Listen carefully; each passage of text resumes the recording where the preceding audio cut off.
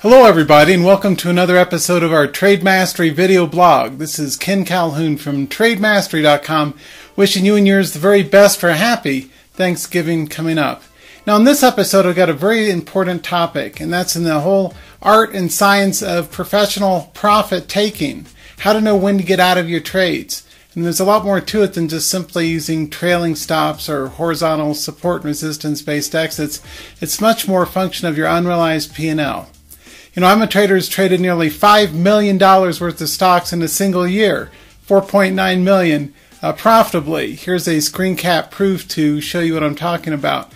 With all that experience as a trader, I can tell you thousands of real money trades, the differences between successful and unsuccessful trades is all about managing your exits the right way. So we're going to look at some strategies in today's video designed to help keep you on the right side of your trades and know how to become more experienced, or hopefully develop your expertise and your success rate in taking profits early and often. Coming up right now.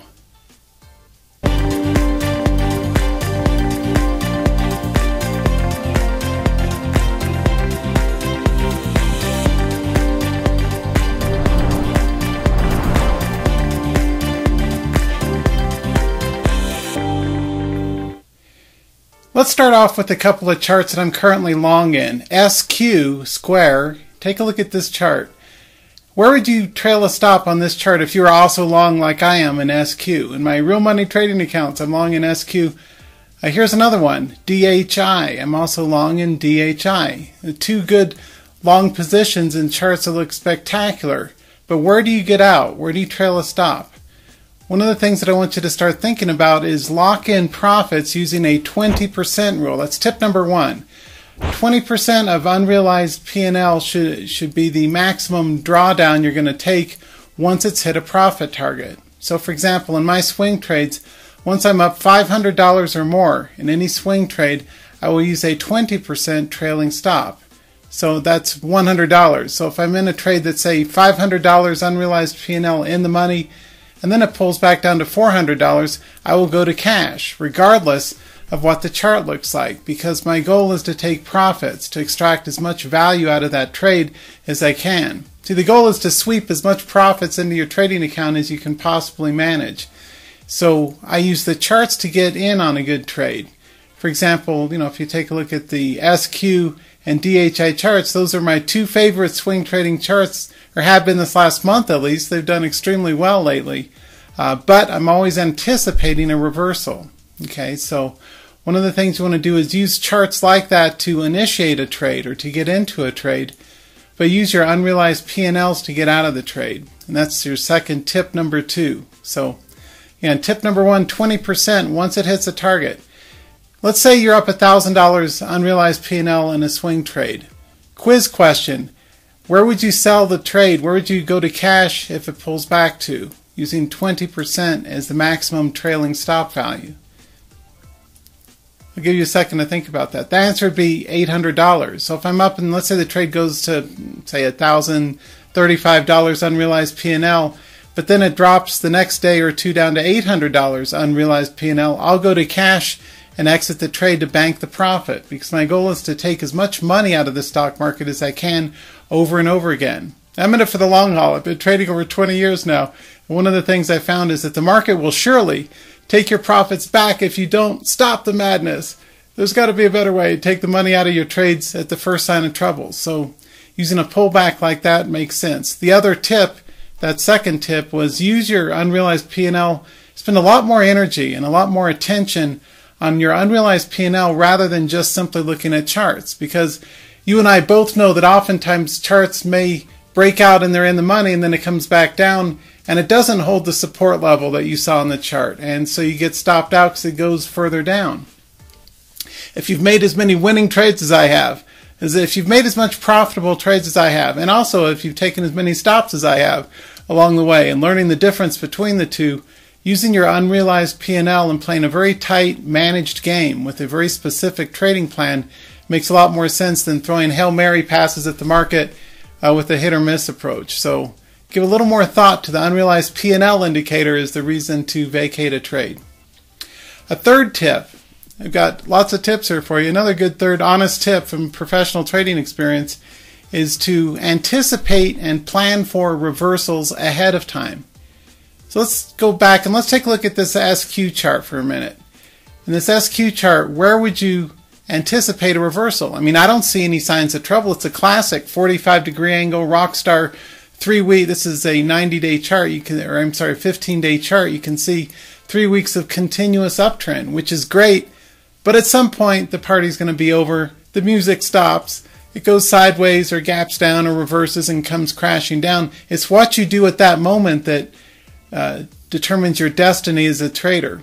You know, use dramatic words. Your destiny. Your destiny as a trader. Your success or failure as a trader is not so much when things are going good, like in life in general, I guess, but when you have an adverse situation, like you're in the money, but then it starts to go down, what do? My tip of the lifetime is, when in doubt, get out. Okay, that served me so well for so many thousands of trades I've made since 1999, the last near 20 years. When in doubt, get out. So it's the first sign of trouble. At least start scaling out. You know, you don't have to do trades all or nothing. They don't have to be 1,000 shares in and 1,000 out, or 200 shares in and 200 shares out.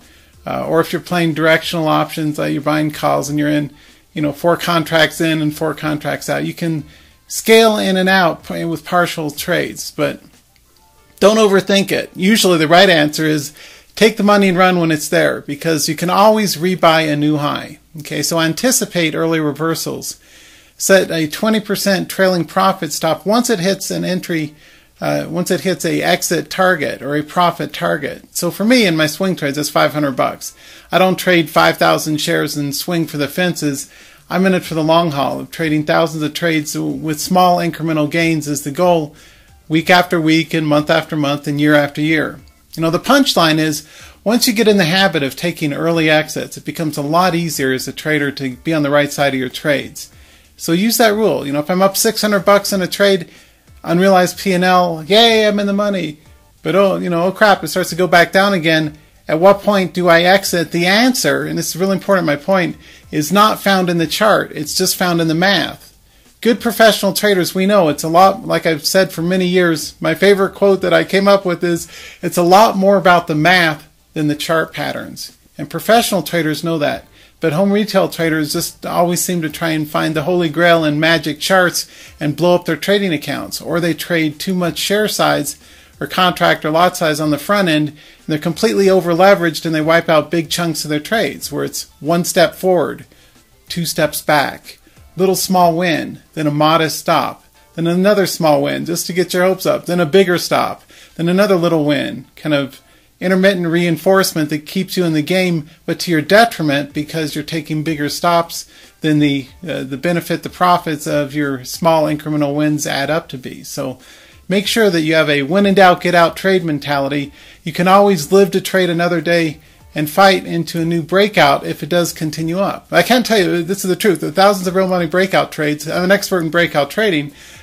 Once it runs up and it starts to pull back, that's a good sign usually to vacate the trade, because you can always rebuy a new high. Usually, though, it doesn't take out a new high. Often, at least in my own trades, I remember that was it. Maybe I'm up $600 in a trade. If I always kind of breathe a sigh of relief, I dodged a bullet, whoosh, because oftentimes, if it runs up, let's say if I'm $500 or $600 in the trade, and then if I had stayed around, it'd be back down to like $50 or $80 in a trade. And I've done that, and you only take a little tiny bit of profit, or you coulda, shoulda, would have taken so much more had you gotten out at the first, not the second or third time not the second or third sign of trouble. So anyway, as a trader, when in doubt, manage your entries and exits carefully, or at least lighten up on the trade. If I'm long, say 400 shares, at the first sign of pullback, I'm very, very likely to sell 300 out of the 400, book a small profit, let the other 100 run in case it does continue on up. And if it doesn't, and it continues to drop, then I go ahead and take a small exit or a quick exit to vacate the trade sooner rather than later. So those are a few tips. If you like them, if you think it's good, give it a thumbs up, the video, or post comments in the area down below. I'd love to hear your questions. I haven't gotten a lot of questions in my YouTube videos, but I do read every single comment, and I will answer every reasonably intelligent question. So if you've got a good question, feel free to ask. That's what I'm here for. of all the tens of thousands of traders my training has reached in my stocks and commodities and equities and back in the day active trader magazine articles, my Money Show Traders Expo and Money Show live appearances, which are epic to attend. I highly recommend those. I'm always here to help you guys. That's my mission, is to kind of capture my lessons learned of all my real money trades, the good, the bad, the ugly, the trades that worked out, the trades that didn't, and the difference, the delta, is what I bring to you folks with my subscription services and courses and articles and videos and podcasts and the rest of it. So hope this solves a little bit of the puzzle for you. Remember to have a exit plan for every trade. Once it hits a profit target, do lighten up on the trade and pay yourself. Pay yourself early and often as a trader. From a coaching perspective, I'll tell you that's a very important psychological tip to get, is instead of being in a haze of uncertainty, which we all are when we start off trading, right? Isn't that true? Does this sound familiar? You often get into a place in your trades where you're uncertain. You got in the trade, you got an order failure, well, now what? I don't know. What do I do next? And after you spend a few years with that kind of a mentality, you start to realize, hey, I better put some specific reasons to get in and out of my trades with buy and sell, stop, limit orders. Always use limit orders to enter and exit your trades. And make sure you've got a very intelligent, rules-based approach. And I want you to become a successful trader.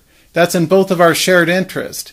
I don't want you off chasing, trying to become a millionaire penny stock trader or these low float pop and drop cheap stocks that don't go anywhere. That doesn't work. People blow up their accounts. That's speculative gambling. What you want is consistent charts, like that Square and DHI chart, two of my favorites, right? That's what I'm trading at least right now, two of them at least.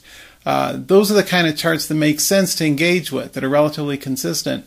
But in military talk, we'd say watch your six, or watch behind you and make sure, you're not going to get a price action reversal that's going to sacrifice or take back some of your profit. Because it's very frustrating if I'm up, say, even $600 or $700 in a trade, and I coulda, shoulda, woulda taken the money and run and it turns down to like $150 unrealized P&L, and I finally go ahead and exit the trade and take a little fraction of the profit that I could have otherwise taken.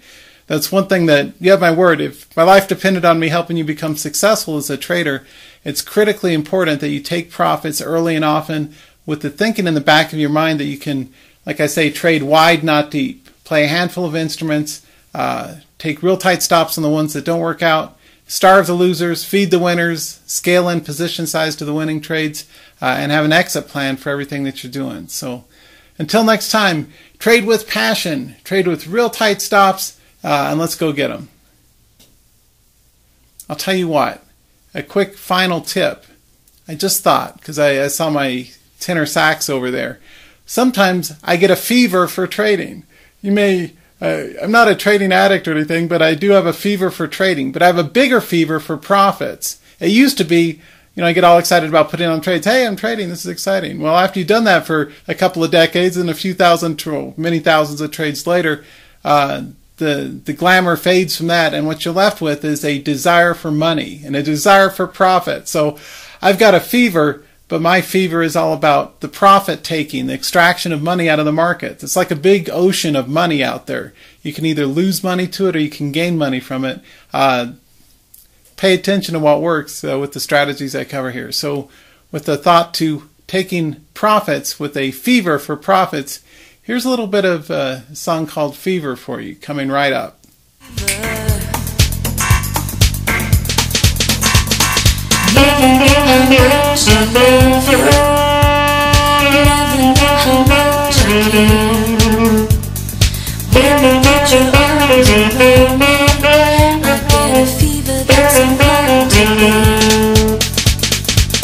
Listen to me, baby. Hear every word I say. No one can love you the way I do, 'cause they don't know how to love you the way you give me fever. When you kiss me, fever, you know hold me tight.